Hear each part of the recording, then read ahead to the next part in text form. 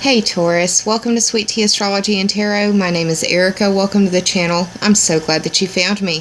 This is your April 2017 Astrology, Tarot, and Oracle card reading where I intend on pulling 4 tarot cards for you and an Oracle card from each of the decks that I have displayed before you.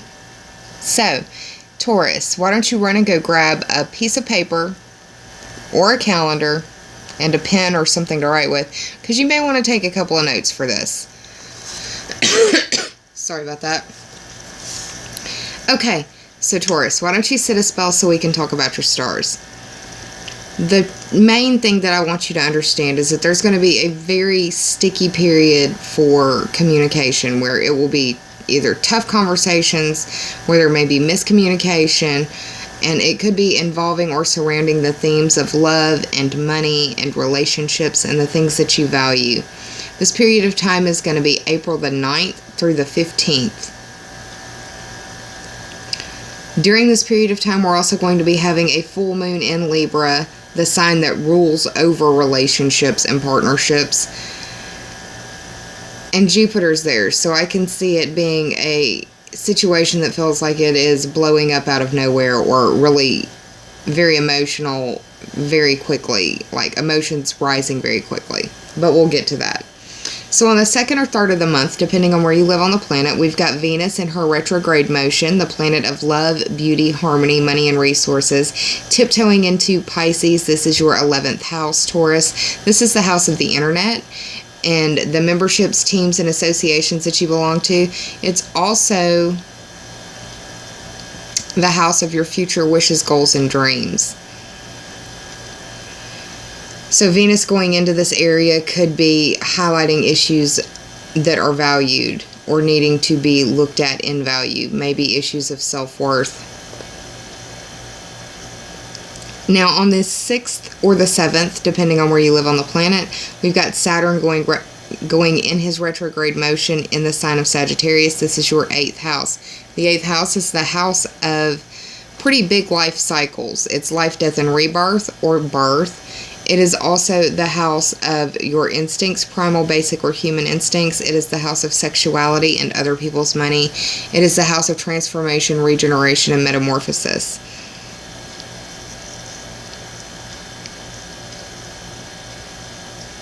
It could be that for many of you Taurus people, Taurians out there, there has been some limitation or some structure, some containment of your partner or spouse's income. It could be a situation where you feel like you need to get your groove back.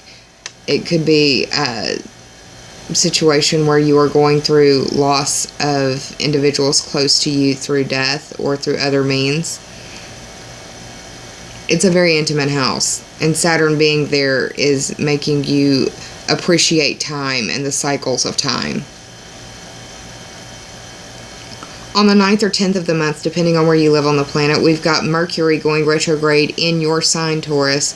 So this is the first house. This is your physical body, your personality, your appearance. It is the house that is the physical embodiment of who you are, and it is how the world around you sees you. Mercury is the planet of thought, movement, and communication. So you're going to be misspeaking more. You're going to be probably miscommunicating more. You probably are going to be dealing with possibly getting lost, maybe hurting yourself while walking because you're not paying attention. These are all hallmarks for Mercury moving in retrograde motion in your sign. On the 10th or 11th of the month, depending on where you live on the planet, we will have a full moon at 21 degrees of Libra. This is occurring in your 6th house. The 6th house is the house of your work and health, or the competency and skills that you bring to the services that you provide. It's also the house of your open enemies, people you have an open beef with, and someone you would possibly testify against in an open court of law. Maybe someone you would argue with in an online forum where other people could see and watch or digest that communication in real time, kind of like Facebook or Twitter. That's a way that I see that area as well. And I link all of that together because it is in the sign of your partnerships and your relationships. That Libra energy is going to be in that full moon, and I feel like it's going to be highlighted in the areas of your daily work or your daily life. Those relationships that you deal with regularly will be tested, and there may be some areas where you are seeing the light. And remember, this full moon is going to be during that crucial time in love and money communication, those value communication. And with Mercury going retrograde in your sign, Venus being your ruling planet, the chance of you being misunderstood right now is probably very, very high. I would recommend you waiting to respond. I wouldn't try to interrupt anyone. And when I get finished speaking, I would ask or follow up with, does that make sense? Not in a derogatory manner, but in a need for making sure there is clarity in the situation. Now, on the 15th or 16th of the month, depending on where you live on the planet, we've got Venus, your ruling planet, going direct in the 11th house. This is that house of the internet, the house of your memberships, teams, groups, associations that you belong to. Also, your future wishes, goals, and dreams. This is a time where Venus will be clearing her post-retrograde shadow, moving back through Pisces and then back into Aries, and clearing up and tying up the loose ends that have kind of been shook loose during this retrograde season for her. The values that you put into that 11th house, the self-worth that you put into that 11th house. Are you getting what you get from the work that you put in there? Now, on the 19th or 20th, depending on where you live on the planet, we've got the sun moving into Taurus, and this will be the beginning of the Taurus birthday season. So let me be the first to say, happy birthday, Taurus. The sun moving into the first house will mean that you're going to feel more energetic. You're going to be feeling, your energy will be higher. You will be feeling yourself more. Always a nice thing to have the sun in your sign. On the 21st or 22nd of the month, we've got Mars moving into Gemini. This is your second house. This is the house of your money, earning ability, self-esteem. This is your possessions and values. It's the house of mine.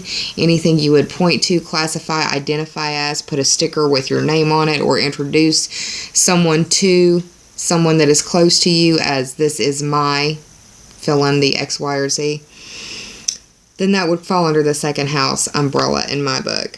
Mars moving into this house could, Mars is a planet that represents energy, impulse, and aggression. So I would say this would be a great time for you to start working out, or look at doing more cardio or more weightlifting for your exercise routine. If you don't have a steady exercise routine, I would use this time to establish that, because Mars is going to make you feel very aggressive, and if you aren't using that energy, it will use you. So if you aren't pumping your blood, making your heart work, working your body and sweating and actually embodying that Martian energy, it will play out somewhere in that second house, and it may not be a very good thing. So just be careful with what's playing out, and because if you don't do the exercising, if you don't work out the aggression in that way, and it doesn't have to just be exercising, it can be spring cleaning or whatever, but there's a propensity for acting out aggressively towards those that you really care about, and you don't want to do that. Now, on the 25th or 26th of the month, depending on where you live on the planet, we've got a new moon in your sign. This gives you a seed, a new beginning for you to initiate that will give you about 6 months gestation. And around the full moon in Taurus, you should see some yielding results from the seed that you plant this new moon at the end of April. So, Taurus, that's what I see. What's going on for you in the astrology for this month of note? What I'm going to do now is shuffle my tarot cards for you, Taurus. And I'm also going to take this time to indicate that I do not expect that this reading will resonate for every Taurus that watches it, because you have more than just Taurus energy in you, darling. So if this reading doesn't resonate, I invite you to check out your moon and rising sign placement videos. regardless whether it resonates or not, I still invite you to do that, because you will get more insight into the type of themes that are playing out in your world, or the flavors that could be playing out. A video that I'm going to have linked up as well in your information bubble up top will be a link to the February videos where I spoke about the spring eclipses at length, because you're probably feeling the eclipse energy now playing out, or at least starting to show itself in your world. So you may want to go back and take a look at that. Also going to have your 2017 heads up video in the information bubble listed above, as well as the Venus retrograde for this last little period, because we're about to tie those ends up. By the time we make it into May, we should be fully clear. By the end of May, we shouldn't have to talk about the Venus retrograde as it would pertain to us. It would just be more, oh wow, I see what she was talking about, how I saw it this way, and now I see it completely different. That's one of the hallmarks of Venus going retrograde, is putting those rose-colored glasses on and seeing situations, people, and things in a different light than you normally would. I won't say for better, I won't say for worse, but just different. Because at the time you really feel it, but at the time you really like it, but after the fact, it's usually hindsight is 20/20. Pardon me, y'all. I'm going to cut the deck for you. Alright, Taurus. The bottom card will always represent the underlying theme or overarching energy for my spreads, and the top three are for clarity in this particular spread. And if you want time frames, past, present, future. I'm going to shuffle for you now the Sage Goddess Gemstone Oracle deck. I had several people reach out to me and request that I bring this deck back in my readings. I won't do it for both sets of readings that I do, but I will try to do it for at least one, because you do get different messages from this deck than any of the others that I provide.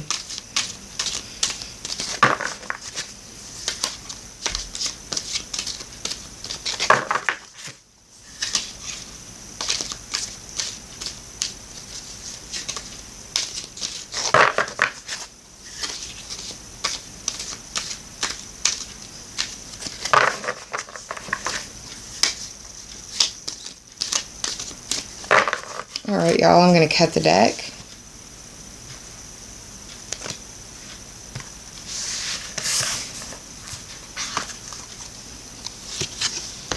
There's your Sage Goddess Gemstone Oracle card.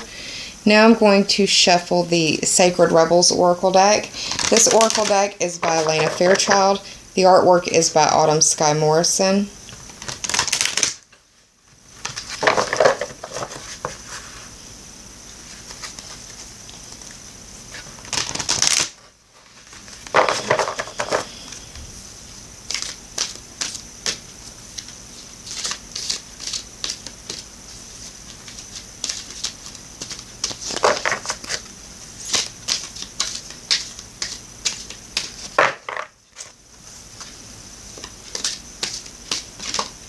Okay, that card just flipped over while we were shuffling, so that's going to be your Sacred Rebels Oracle card. Now I'm going to shuffle for you the Crystal Mandala Oracle deck. This deck is by Elena Fairchild as well. The artwork is by Jane Marin.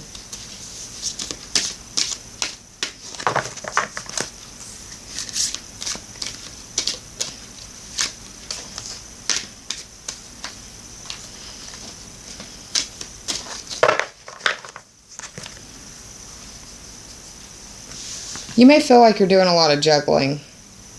I say that because the cards are just kind of all over the place as I shuffle.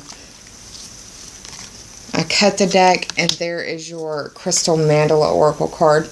Alright, Taurus, what I'm going to do now is hit the pause button, flip these cards over, do the tarot math, and I'll be right back with your story. Hang tight, y'all. I'll be right back. Hi Taurus, I'm back with your cards, so let's get started. The underlying theme or overarching energy of your spread is the King of Pentacles. This is a mature earth sign individual, masculine energy that is capable of providing for himself and the people around him. I say him because of the masculine energy showing up with the king here associated. That's why I'm using the pronoun he. This individual is more than capable of stacking money in the bank. Very concerned about the earning ability. Also concerned about the savings earning money as well, like interest on your savings. This individual is concerned about their surroundings as well.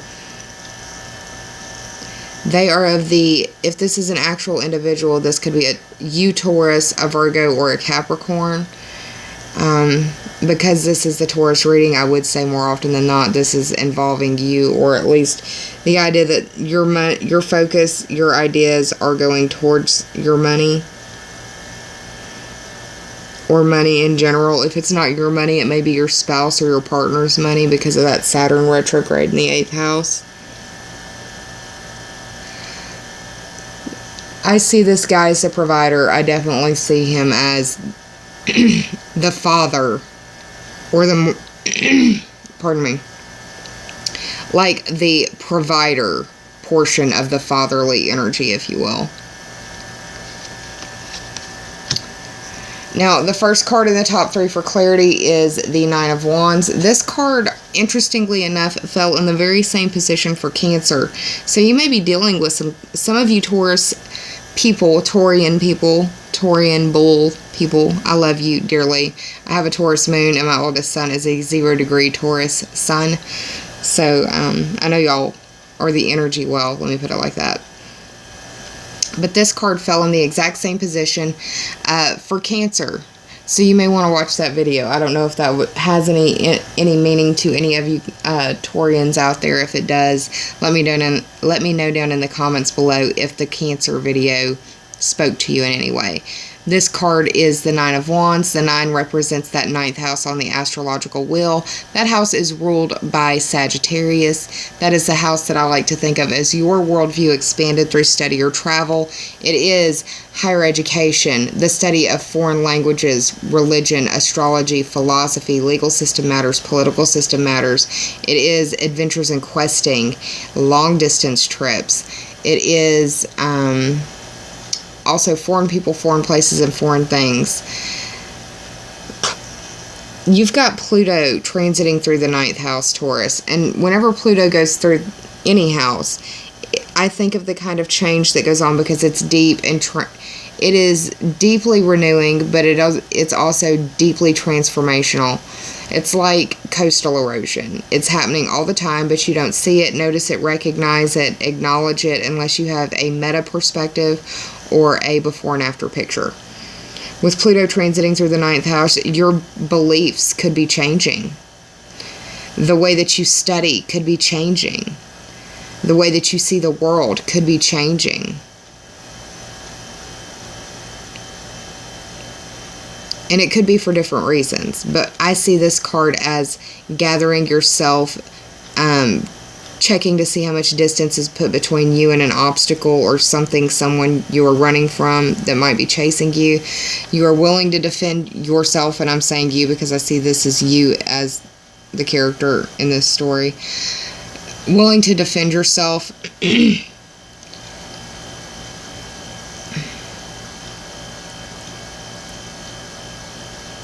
Some of you may be having a really hard time getting your point across, or maybe having a really hard time feeling as though you're not being heard.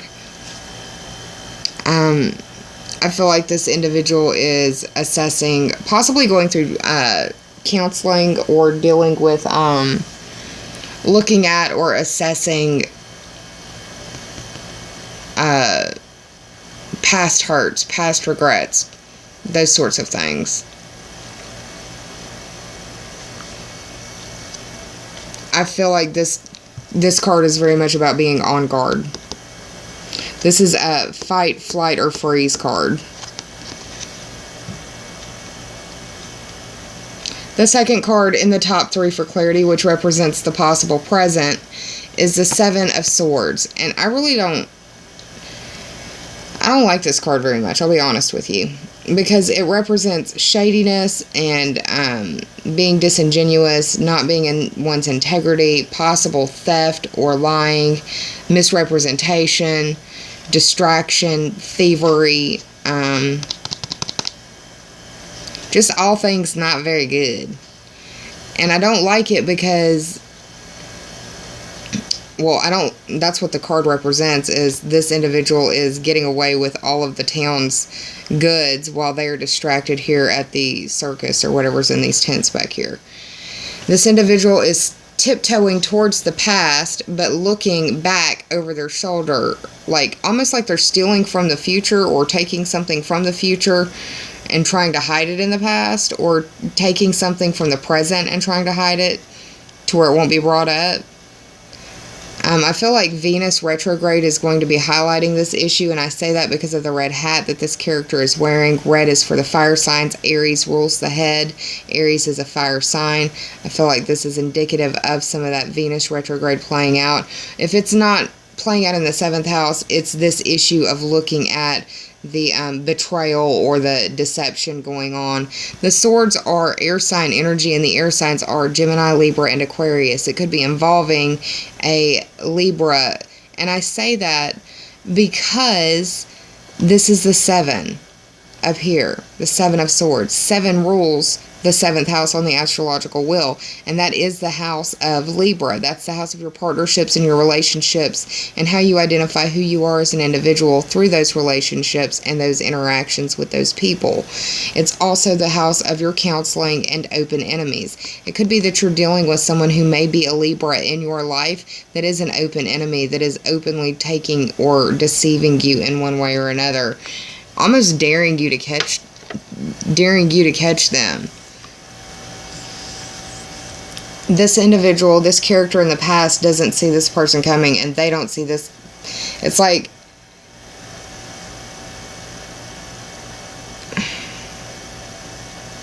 almost like two ships passing in the night kind of energy. But somebody feels like they're getting away with something while the other person is in recovery, is kind of what I'm getting. The third card in the top 3 for clarity is the Queen of Wands, and I feel like this is going to be you by the end of the month.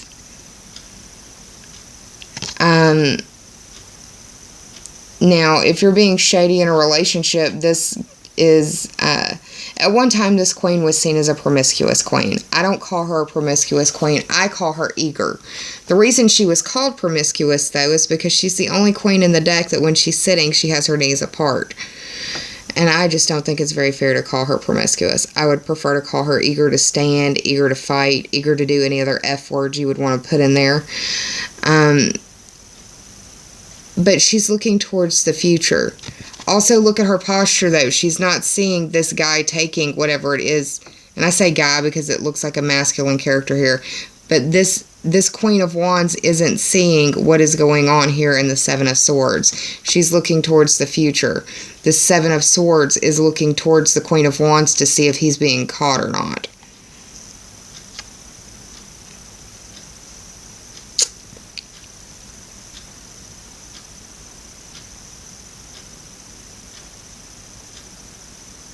The Queen of Wands is a brave character. She is unafraid to defend what needs to be defended. She doesn't think very much about the after effects or the impacts. She's quick to act. That's why I call her eager. But this is a person that would fight tooth and nail for you, as long as she knows that you're 100% on her team. And I say her and she because of the queen. But this could be feminine fire sign energy, Aries, Leo, or Sagittarius. Feeling like it's strong Aries, though.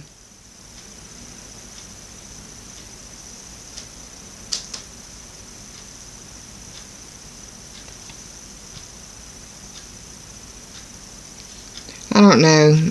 It could be Leo or Sagittarius just because of different things going on in this picture and the representation back here of the 9 for the 9th house.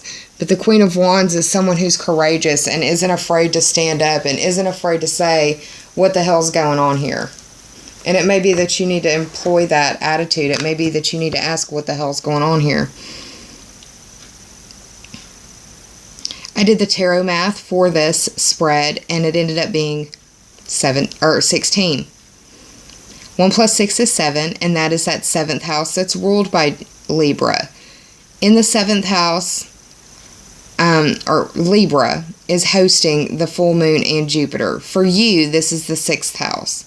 The 6th house is the house of your work and your health, or the competency and skills that you bring to the services that you provide. It's your daily life and your daily agenda, the things that you do on a regular daily basis to make your world and your life run on an easier, more efficient cycle, I guess would be the best word for that.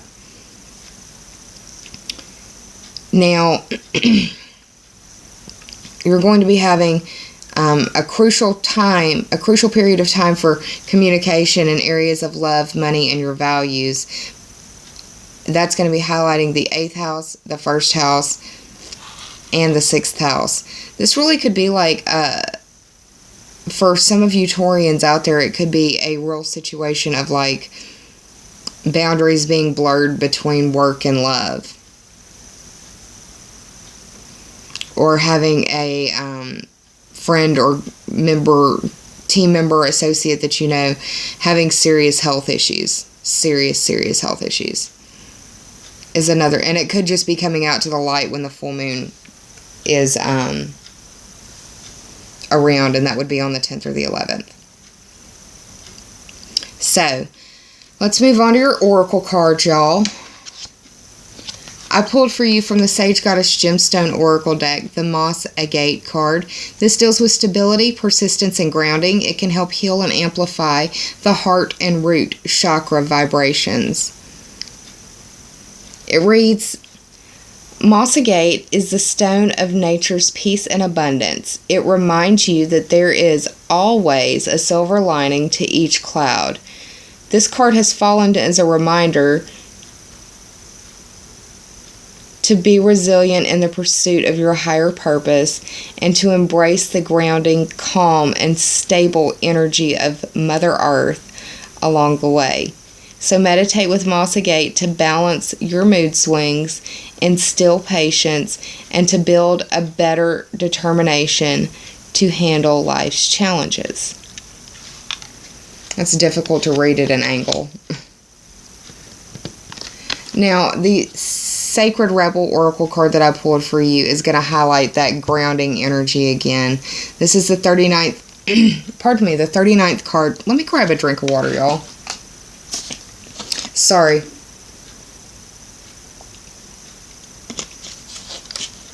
I've been doing a lot of talking, and I feel like I'm trying to lose my voice. Awesome. Okay, 39th card, free from judgment, free to love. This is the 12, or 9 plus 3 is 12. And we started out the month with a lot of energy in the 12th house. A lot of focus on the Aries portion of your chart. Uranus has been transiting through this house for quite some time. And Venus started her retrograde motion in the 12th house. The 12th house is the house of your secrets and dreams. And it's the secret, repressed portions of the mind, the subconscious. It's your self-undoing. It is your limitations. It is your repression. It's secrets that you keep. It's secrets that are kept from you. And it is secrets that you keep from yourself.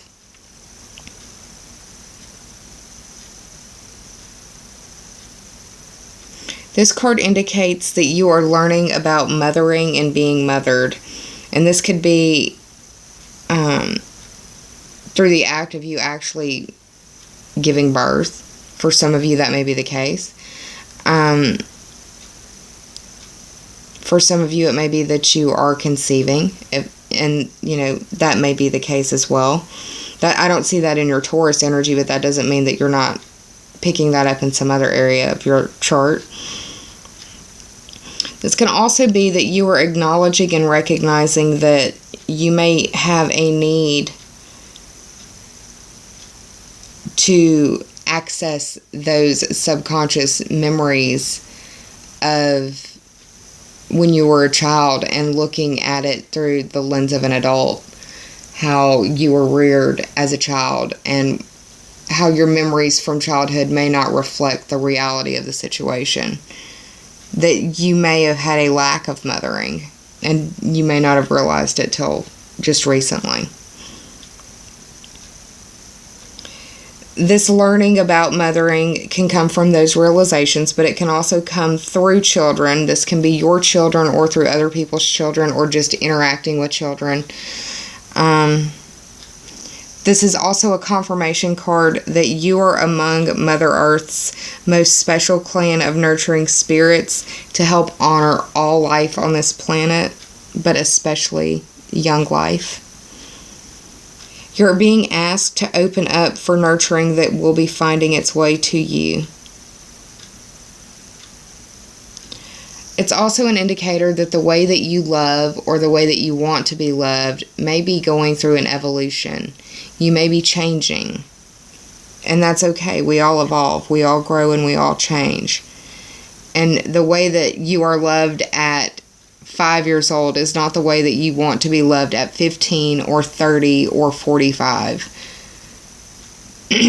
But expressed to, pardon me, you may be having a really hard time speaking your truth. Or you may feel very restricted in your speech or your communication in one way or another, because I have not had this much difficulty talking in any of the videos I've shot today.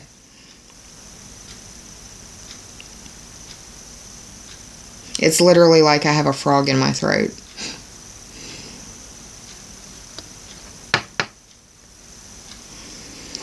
This card indicates as well that you need to establish your grounding energies outside now that in the northern hemisphere we are coming back into springtime.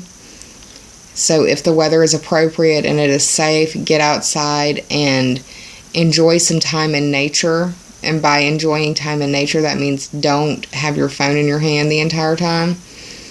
If you can, take off your socks and shoes and put your feet on the ground and actually ground your bodily energy to the earth.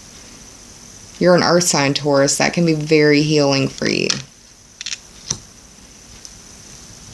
The third card that I pulled for you from the Crystal Mandala Oracle deck. This is the 45th card. It reads Goddess Gaia and Ocean Jasper. It is the Goodwill card, and it brings with it the Crystal Goddess's 888 vibratory message.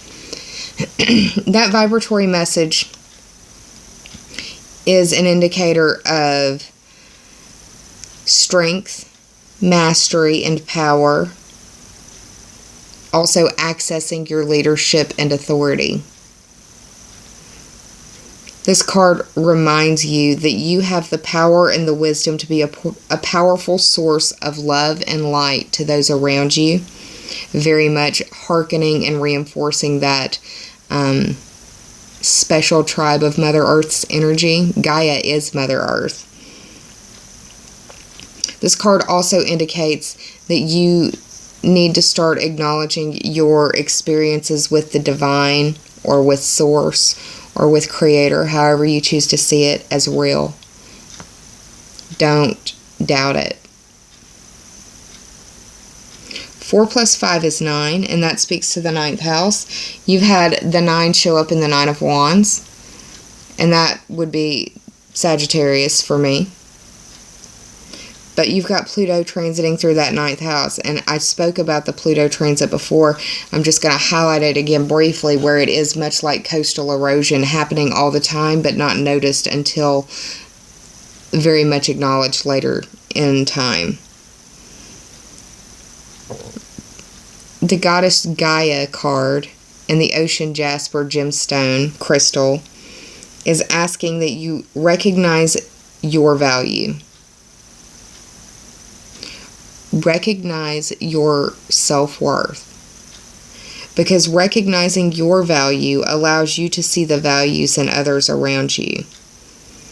Understand that everything that you put out into this world comes back to you. Good, bad, and ugly.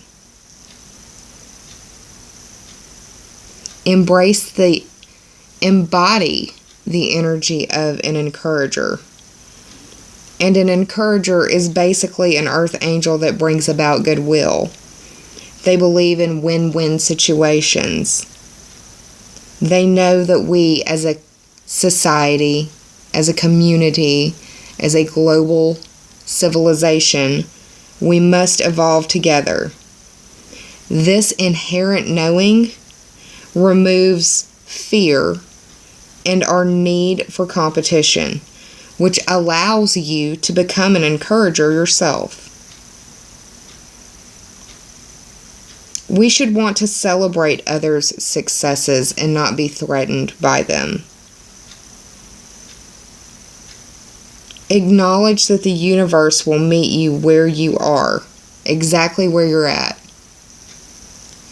But what a lovely thought to be met at, the energetic vibration of, I want us all to win.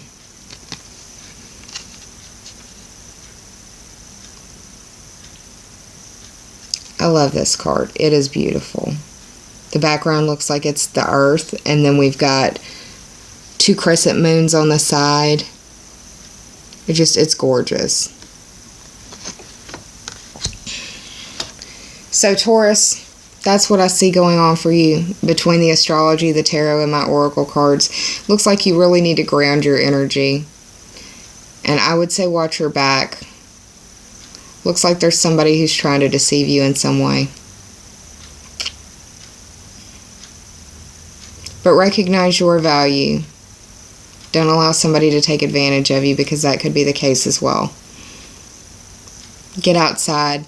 Unplug a little bit. It'll be good for you. I hope you're well, Taurus. Please take care of yourself. Please be kind to yourself. And please save some of that kindness for others, because we're all going through battles in our world that some of us may never speak about to another living soul. And like I said before, I do hope you enjoyed this reading. If you did, please like, share, and subscribe. And if you already have, I thank you from the bottom of my very grateful heart. I'm going to be around for the full moon readings. I have another special video I'm going to shoot really quick after this, but then I think I'm going to shut it down for a little bit and give my voice some rest. But thank you for being here, and I will see you soon. Take care of yourself. I'm sending you so much love. Namaste. I love y'all. Bye.